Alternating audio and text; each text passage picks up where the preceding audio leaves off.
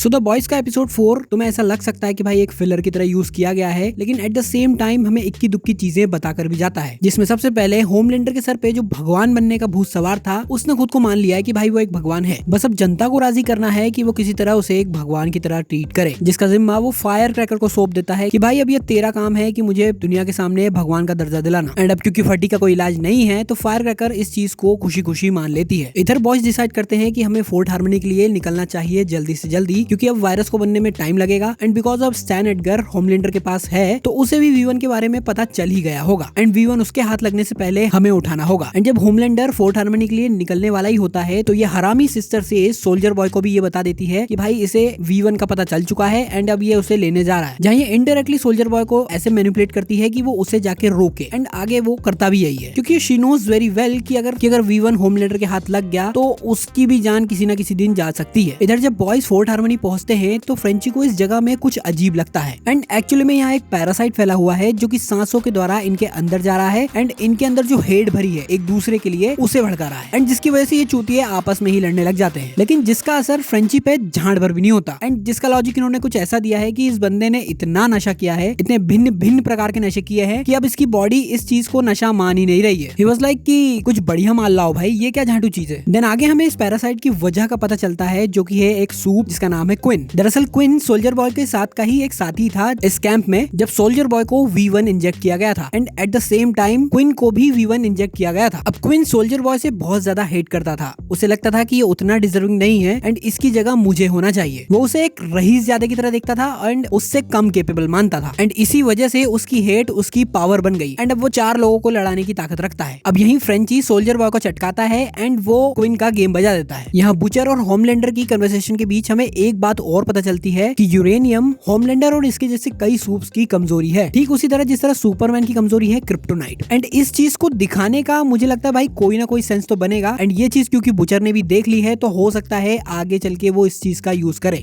Then यहाँ soldier boy और Homelander की कन्वर्सेशन में होमलैंडर को सोल्जर बॉय के इरादों का भी पता चलता है कि वो उसके साथ यहाँ आया क्यों था। एंड यहाँ हम देखते हैं कि भाई दोनों एक ही तरह से सोचते हैं, दोनों में से कोई नहीं चाहता कि उसके पावर लेवल पे कोई आके और भी खड़ा हो। जैसे जब सोल्जर बॉय को लाइमलाइट मिलने लगी थी तो होमलैंडर ने सीधा अनाउंस कर दिया था कि भाई ये मेरा बाप है, क्योंकि उससे जलन होने लगी थी। एंड यहाँ भी ठीक वैसा ही हुआ, जब होमलैंडर को V1 का पता चल गया तो सोल्जर बॉय की गांड जल गई कि अगर इसने भी V1 ले लिया तो मैं सबसे ऊपर के दर्जे पर नहीं रह पाऊंगा। बट एक चीज यहाँ होती है कि होमलैंडर इतना गुस्सा होने के बावजूद भी जब वो केस से निकलता है तो वो सोल्जर बॉय को नहीं मारता, यानी उसके दिल में अभी भी उसके बाप के लिए थोड़ा बहुत तो प्यार बाकी है। एंड अब अगर तुम लोगों ने नोटिस किया हो तो भाई ये 4 एपिसोड से होमलैंडर को मेंटली गिराए ही चले जा रहे हैं, मतलब उसे पूरी तरह नीचा दिखाने की कोई भी कसर नहीं छोड़ रहे हैं। एंड इस एपिसोड में भी ऐसा ही होता है, जब बुचर और होमलैंडर की कन्वर्सेशन होती है तो उसमें वो होमलैंडर को बहुत बुरी तरह जलील करता है, जहाँ वो होमलैंडर से कहता है कि भाई तू भगवान ही क्यों ना बन जा, तू अंदर से हमेशा एक खोखला और प्यार के लिए तरसा हुआ आदमी ही रहेगा। एंड ये सेम चीज के थ्रू सोल्जर बॉय भी उसे जलील करता है। एंड मुझे नहीं लगता भाई ये चीजें अनइंटेंशनली की जा रही है, आगे जाके ये कुछ ना कुछ तो बम फोड़ेंगे। मे भी हो सकता है कि V1 होमलैंडर के हाथ लग जाए। बाकी इन दी एंड फायर क्रैकर के प्लान के मुताबिक होमलैंडर को जनता के सामने एक गॉड की तरह प्रेजेंट किया जाता है एंड मुझे लग रहा है कि भाई यहाँ ये सेटिस्फाई नहीं लग रहा है, क्योंकि उसके पास वो पावर्स वगैरह नहीं है, तो उस हिसाब से एंड जब तक उसके हाथ V1 नहीं लग जाता वो नहीं होने वाला सेटिस्फाई। अब इस एपिसोड में एक और एंगल आता है स्टारलाइट का, जहाँ वो अपने बाप से मिलने जाती है एंड वहां जाके अपना दुखड़ा रोती है कि भाई तुमने मुझे सूप बना के मुझसे मेरा बहुत कुछ छीन लिया है। एंड बेसिकली यहाँ जो स्टारलाइट होप हार रही थी इस लड़ाई में, उस चीज से वो खुद को रिडीम कर रही है, जहाँ उसका बाप उसे बोलता है कि भाई मुझे तुम पर गर्व है, जो तुम कर रही हो वो सही कर रही हो, तुमने वॉर छोड़ा था तब भी मुझे तुम पे गर्व हुआ था एंड वगैरह वगैरह। एंड एक तरह से हम देखें तो भाई स्टारलाइट ही है जो ह्यूमैनिटी के लिए लड़ रही है, बाकी जो बुचर है वो केवल होमलैंडर के पीछे पड़ा हुआ है, क्योंकि आगे चल के भी जो सही गलत वाली चीजें होंगी उसमें सही साइड पे केवल स्टारलाइट खड़ी होगी, बाकी सबके सब हरामी है। एंड अब देखो ये एपिसोड फिलर टाइप का इसलिए भी फील होता है क्योंकि इनके पास दिखाने के लिए मतलब बहुत सारी चीजें नहीं है। वी नो कि भाई वो वायरस वाली चीज को ज्यादा खींचे जा रहे हैं एंड अब इन्होंने फिर से एक रोड़ा डाल दिया है कि अब ये जो V1 है वो बॉम्ब साइड के पास है, तो मुझे लगता है भाई अगला एपिसोड भी वो उसी के नाम पे पूरा खींच डालेंगे। खैर भाई इस वीडियो में इतना ही, और मैंने 3 एपिसोड भी पिछले देखे थे, बस मैं वीडियो नहीं बना पाया। बाकी इसके आगे वीडियो कंटिन्यू रहेगा। वीडियो अच्छा लगा तो लाइक करके जाना एंड सब्सक्राइब जरूर करके जाना, क्योंकि सब्सक्राइबर की बहुत ज्यादा जरूरत है। 1000 होने में बस कुछ ही बाकी है। मिलते हैं अगले वीडियो में।